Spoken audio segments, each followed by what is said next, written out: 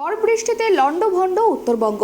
রবিবার সন্ধ্যায় ঝড়ের দাপটে জলপাইগুড়িতে মৃত্যু হয়েছে 5 জনের, আহত কমপক্ষে 100 জন।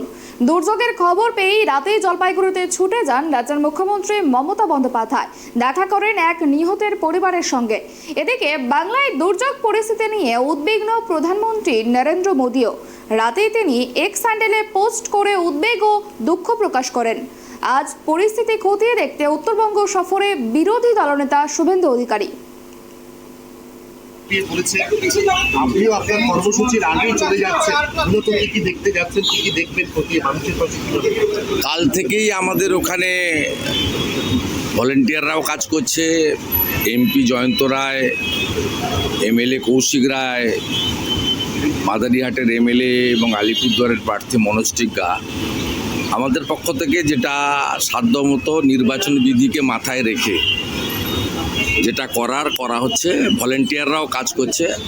এবং সবচেয়ে বড় কথা হচ্ছে প্রধানমন্ত্রীর দপ্তর দ্রুততার সঙ্গে হস্তক্ষেপ করেছেন এবং এনডিআরএফ তারা ওখানে রিলিফ ক্যাম্প করে শুধু রেস্কিউ নয়, food, dry food, drinking water এবং প্রাইমারি মেডিকেলের যা দরকার সবগুলোই তারা দিয়েছেন।